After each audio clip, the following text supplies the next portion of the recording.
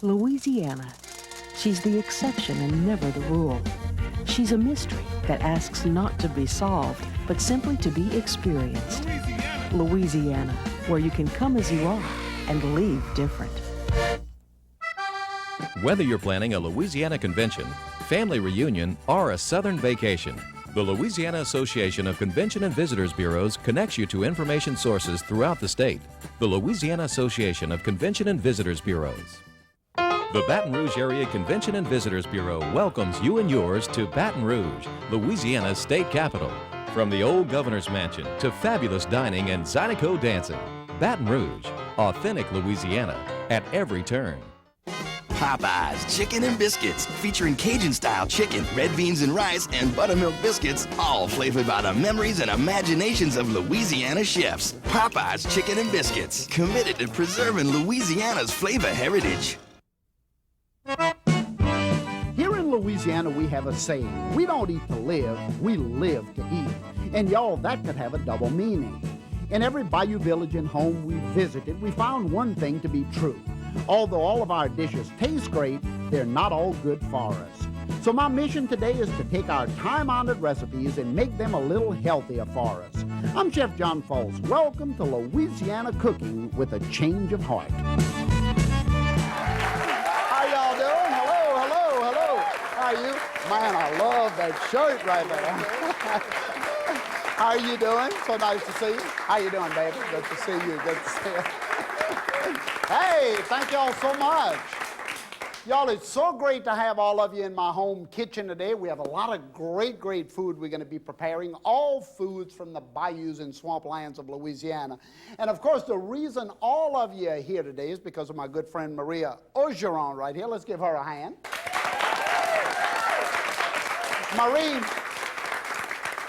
Marie actually sat down and sent a recipe that I think from the wonderful girls' school at Grand Coteau, which we're going to talk about in just a little bit. And my mission today is to take your wonderful recipe and see if I can take out some of the fats and some of the things that's not quite as good for us, but I can't change the taste. It's got to taste good, right? That's right. That's right, because people aren't going to eat bad food here. I mean, they eat bad food all over the country, but not here, y'all. So, y'all, I actually went to Grand Coteau. What a beautiful school right outside of Lafayette, Louisiana, the heart of Cajun country. I brought my little camera with me, and I got a lesson, not only in great education, but in making a pie. Why don't y'all visit with us right now? Boy, I tell you, we had a great time that day. It was beautiful.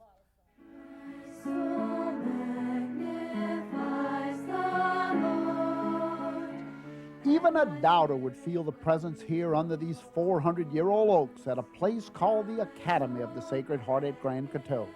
These exquisite grounds are home to a private girls' school that has been operating continuously in this small South Louisiana town near Lafayette, Louisiana since the early 1800s. The building was constructed here prior to the Civil War and staffed by a group of Catholic nuns arriving from France to establish Catholic education in Acadiana. The school was spared from destruction during the Civil War by Union General Nathaniel Banks because his daughter was attending a sister school in New York.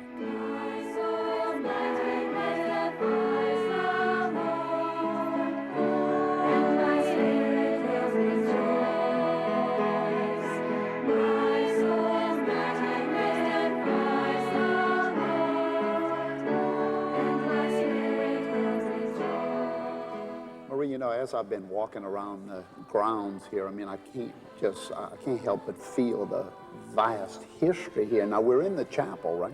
Yes, yes. This building was built in 1850. It's one of our younger buildings here on campus, and it's a truly remarkable structure.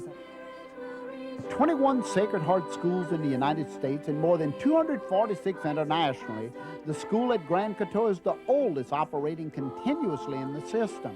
Since its inception and still today, the Academy of the Sacred Heart is a boarding school for those who wish to stay in-house, and who wouldn't when surrounded with such a rich history and serenity. Marie, we're sitting under this gorgeous canopy of oaks here. Do you know the history of them? Yes, I do. It's really remarkable. You know, the nuns were cloistered here, so they couldn't leave the convent, and St. Charles College is about 1.5 miles down the road in Grand Coteau. And this canopy of oak trees, as you described it so aptly, was planted by the Jesuits so that when they came on horseback or on foot to say Mass for the nuns every day, they'd have some protection from the sunlight and the rain that occurred quite frequently in South Louisiana. Now, the pecan pie, you say for special occasions, festivals, or?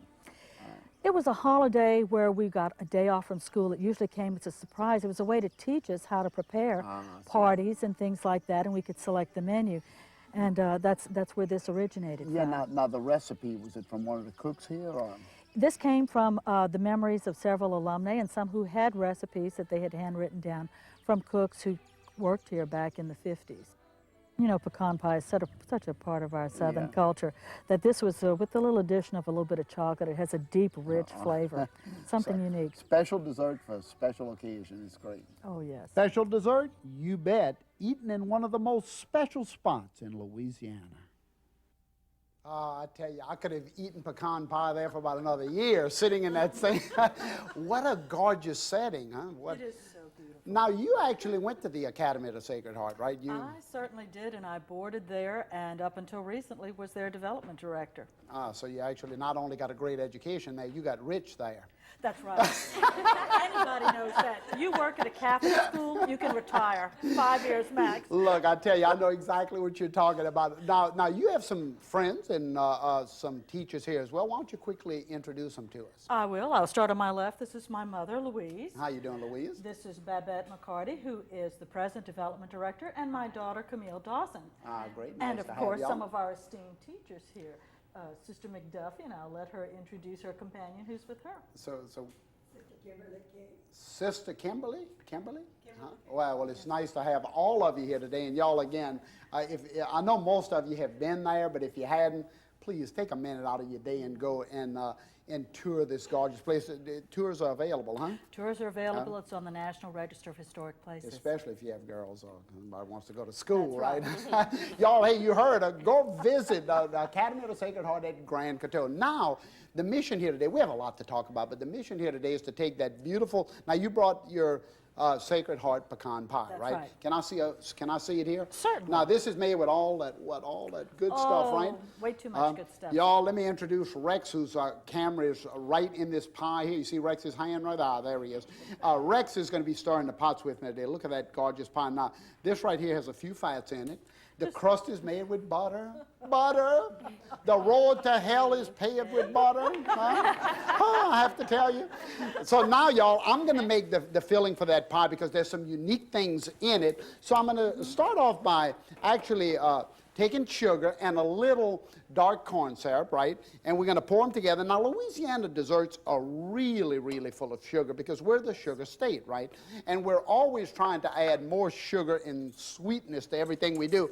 And, of course, you can eliminate or eliminate or at least cut the amount of sugar in all of our dishes by using some of the brands of sugar-free items for baking on the market, but I'm more about fat and sodium here today. So now you can see, Rex, how this really nice syrup is coming together here with the sugar. And once it's melted like that, all you got to do is kind of stir it right until the sugar blends in. You don't have to boil it and cook it too much here, right? Now I'm going to add into that light margarine. How much butter do you put in? Come on. Don't be bashful, Maria. Mea culpa, it was a quarter of a pound, one whole stick. One whole stick. Well, let me tell you, my light margarine, cut the fat 25% in this dish. Look at that, light margarine. Now, remember, light margarine, y'all, is about, 50% water. So you want to put it in and don't let it melt too much. I mean, don't let it boil because then the water's going to evaporate and then you're not going to have very much left in your pie, right? So I'm going to stir this around just a little bit. And by the way, y'all, the topic, the theme of the show today is the rough stuff. We're going to be talking about nuts, fiber. We're going to be talking about vegetables, all of the rough stuff that's so great for your system. And when you're talking about modifying diet, I'm not talking about low fat. I'm not talking about the word diet. I hate it. No diet in this place, obviously. Look at me, no diet here. But the 80-20 rule, cutting back 80%, I mean, taking 80% of the foods that you eat, modify them a little bit. 20% of the food you eat anything you want. In Louisiana, we have to eat really good stuff. So now that's all in right here. So the rough stuff is what we're talking about, y'all. The next thing in, how many eggs you put in yours? 3. 3 eggs, 5 grams of fat per egg, 15 grams. Oh. All right, I'm using egg substitute. I'm using egg substitute, y'all. 99% egg white and yellow food coloring. Thank God for small miracles. Huh? It still has the same thickening ability of the egg yolk. We just took 15 grams of fat out of there. Now, y'all, a little bit salt substitute. You put salt in yours. Yes. A little salt substitute, and it holds well. Vanilla. Now, y'all, you can go to the store and get some of those cheap impasta brands, or you can make it yourself. I take these little pints. Sisters, let me tell you what I do here. I've split 2 vanilla beans that you can buy at the store, sink it down into that little pint of bourbon or vodka or whatever, because you have to steep it in alcohol. That's how vanilla's made. And then I'm going to put 2 tablespoons, 1, 1.5, 2, okay. Oh, you talk about good. It's good for you too, y'all. So now I have my vanilla. I have my vanilla in. In fact, the vanilla that I make keeps you from worrying about how much fat's in the pot. You know what I mean? Okay, now with that, I'm going to add my pecans, right? I'm going to put my pecans in here. And oh, Rex, I tell you, I have some beautiful pecans there. And now pecans have about, let me see how many, I think it's 42 grams of fat per half cup. But there's another little miracle on the market called grape nuts. Now tell me, how did you come to put grape nuts in this recipe? No, I'm the one who did that. I found that out. But we talk, so you see, I actually sat down here and said, 42 grams of fat in pecans, and grape nuts have the same texture. When they cook, they hold the same texture. Hey, I'm supplying half grape nuts. Look at it, looks like chopped pecans, right, Rex? Oh, yeah. Huh? Look at that, there it is. Now, when it cooks up, the grape nuts are going to have the same texture. 1 gram of fat in a half cup. Wow. 1 gram, isn't that something? Is incredible. Now, y'all, chocolate. See that, huh? Oh, chocolate right there. Chocolate, no saturated fats in chocolate. No saturated fats in chocolate. All you got to do is put it in there. It's good for you. Oh, chocolate's great for you. Chocolate in bourbon's wonderful for you, huh? Now you got it, okay. Okay, so that's it, right? That's it. That's the whole thing, y'all. And oh, you talk about beautiful. Now into a prepared pie shell. Now you can actually make a pie shell that's going to have, you know, you can put some of that loaf, that butter, you know, the light margarine. You can put that in if you want. But remember, light margarine has a lot of water in it, so it's going to certainly not make your pie crust as nice and flaky as a regular butter. But remember also, everything in moderation, y'all. So you don't have to take all the butter out of this pie crust. Just go ahead and take all the fats out of the inside, and it's going to be just really good. Now, this would go into a 350-degree oven. I'll just move it out of the way for about, how long did you cook it? 40 to 50 minutes. 40 to 50 minutes. And, y'all, it's going to come out looking like, look at here, Rex. Take a look at that pie right there. You notice all the chocolate I put on it, Rex, huh? See all of those beautiful things? Because when I modify a dessert or modify a dish, I don't tell people, hey, y'all, let me tell you how much fat I took out of this dish. I make it look better than the original dish. That way people say, he's such a genius, this chef. And then people say, oh, it's so delicious. I don't ever tell people that I'm modified the fat. So anyway, that's it right there, y'all. And look at all the different chocolates we have to choose from, too. Okay, what I want to do, you have a fork right there, Babette? I know your mother makes this pie all the time, so you'd be the ultimate taste tester. Taste that and let me know what you think, huh? You smiling already, Babette. You hadn't even started eating it, huh? So you like that, y'all?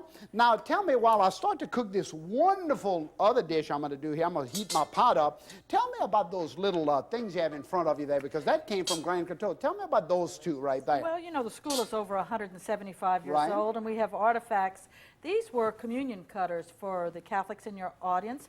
The nuns used to do that as a service to the priest, and possibly were paid for it, for the large communion wafer and then for the smaller one. Oh, so they were actually baked like bread in the oven there and then just cut. Fantastic. I can only imagine the number of great artifacts. I know you have more. We're going to talk about those in a minute as well. Rex, you see what I have here? I'm doing a corn and shrimp soup, y'all. A wonderful corn and shrimp soup. Camille, how is it? Huh? How is it? It's delicious. Good? It's delicious. Okay, good. Okay, y'all, so right here we have the white corn, the Silver Queen corn, of course, Indian corn. This is where it all started from. But Rex, back up 3 steps and take a look at this. This right here is my shrimp.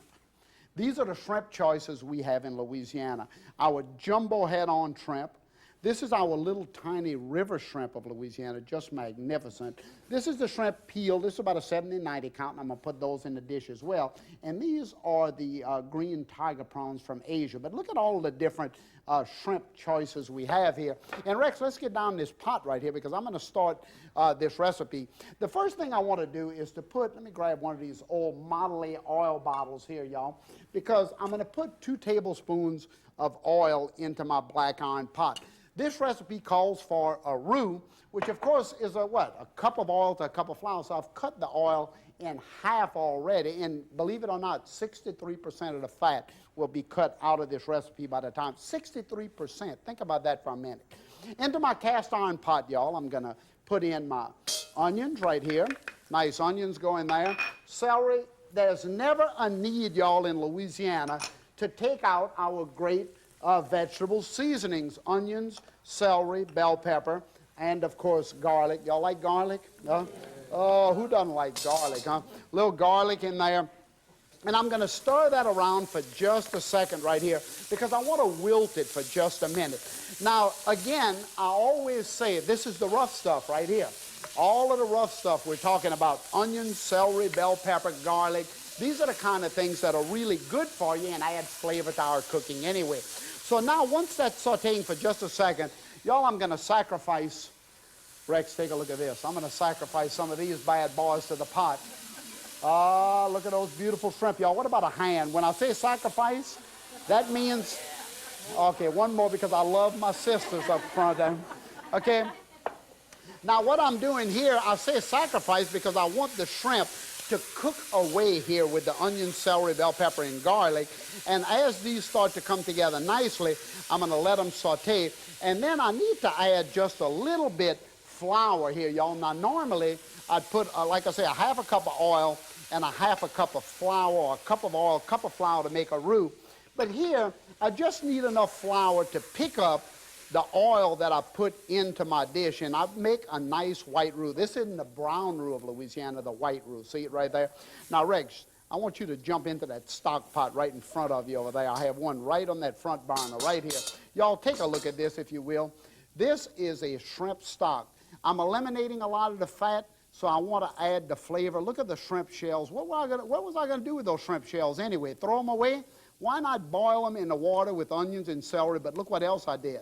I took the corn off of the cob, and there's more milk and flavor in the cob than anywhere else. So when I boil it in the liquid, I have more corn and shrimp flavor here than I have in this pot over here. So now what I'll do is to get my trusty ladle here, and I'm going to add the stock to this. I have a nice bay leaf in there. Oh, can you all smell that? Just fantastic.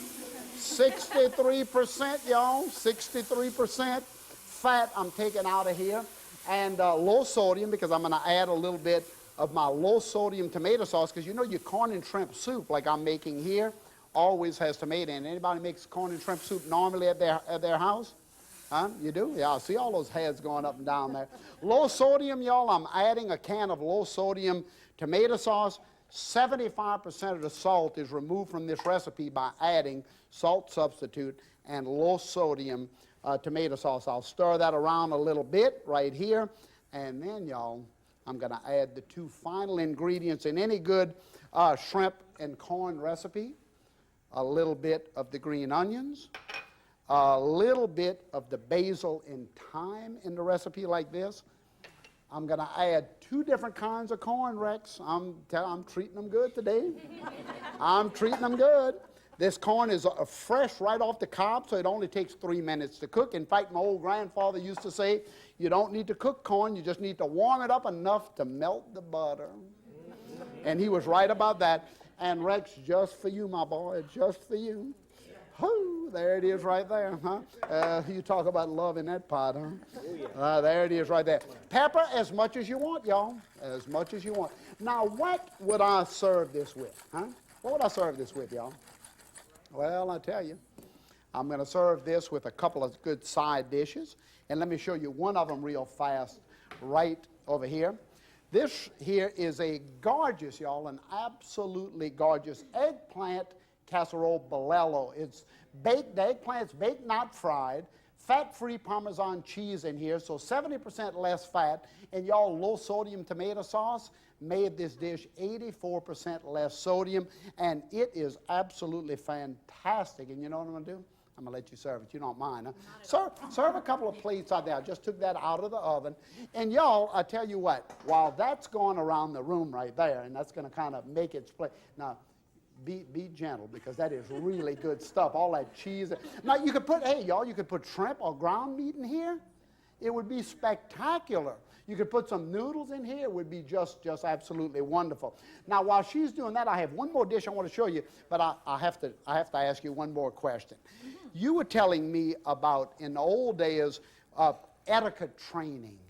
Oh, yes. At Academy of the Sacred Heart, and that the girls were actually taught how to properly eat a banana? That's right. Oh, tell me about that. I have to hear it.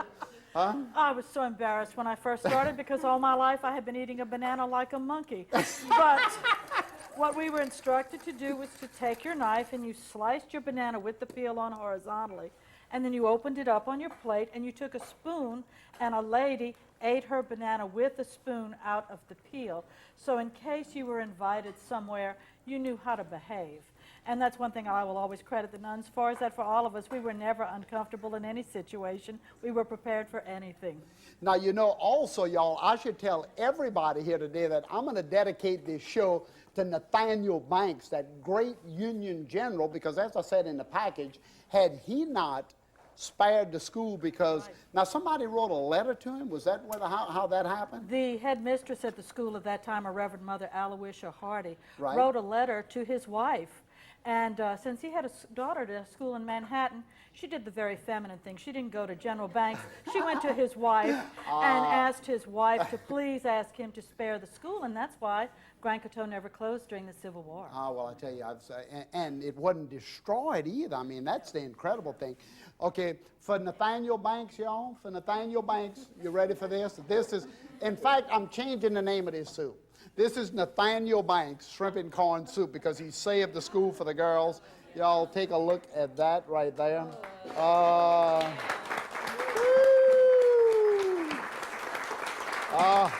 Now, I'm going to put a little bit of parsley in here like that. And I'm going to give the ultimate taste test here again. Now, let me tell y'all, Rex, while you're getting all that shrimp coming out of the bowl right here. Look at that big 21-25 right here. Y'all, again, I'm going to show you that wonderful shrimp salad I have here, shrimp and fruit salad. This is yours right there. Marie, that's yours right there. I'm going to do one more going right here to Babette. Babette, since you're at that school every day, I'm going to give that to you right here. Now, you taste that. All right, that's really fantastic. Now, go ahead, take a sip. I want to get some reactions here. I need some reactions. Huh? Good sip there. Oh, delicious. Y'all, let's take a look over here while they're and an and look at here, y'all. I want to show you the ultimate seafood and fruit salad. Take a look at that. This is layers of all kind of crawfish and oranges and honeydew melons and cantaloupe and plums and peaches. The fruit salad is dressed with a low-fat yogurt, so I have 25% less fat in this recipe. Any fruit, any seafood would be just magnificent here. And watch this salad dressing I'm going to put here, y'all. The salad dressing, very interesting. Strawberry yogurt right on top of it, just like that. And I'm going to serve that to you in just a minute. Y'all, thank you so much for being here today. Great to have y'all. Wonderful. And thanks to every one of you for stopping by as we continue to cook up more great Taste of Louisiana with a change of heart. Marie, who says mama's cooking can't be healthy? I don't know. See y'all later. I'm going to serve everybody. I'm serving y'all. Thank you.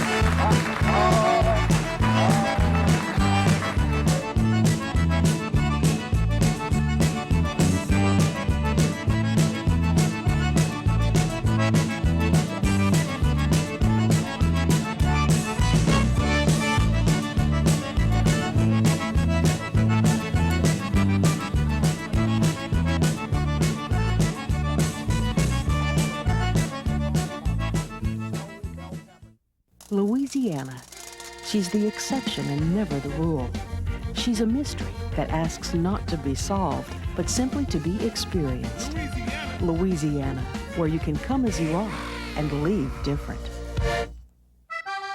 Whether you're planning a Louisiana convention, family reunion, or a southern vacation, the Louisiana Association of Convention and Visitors Bureaus connects you to information sources throughout the state. The Louisiana Association of Convention and Visitors Bureaus. The Baton Rouge Area Convention and Visitors Bureau welcomes you and yours to Baton Rouge, Louisiana's state capital. From the old governor's mansion to fabulous dining and Zydeco dancing, Baton Rouge, authentic Louisiana at every turn. Popeyes Chicken and Biscuits, featuring Cajun-style chicken, red beans and rice, and buttermilk biscuits, all flavored by the memories and imaginations of Louisiana chefs. Popeyes Chicken and Biscuits, committed to preserving Louisiana's flavor heritage. Something old and something new, Louisiana Cooking with a Change of Heart, is available for $29.95. This companion book to the television series features over 150 recipes. To order, please call 1-800-973-7246 or send check or money order to the address shown on your screen. A Taste of Louisiana, Louisiana Cooking with a Change of Heart, is available for $19.95. This VHS video contains one episode of Chef John Folse's new television series. Please send check or money order to the address on your screen and mention the show number with your order.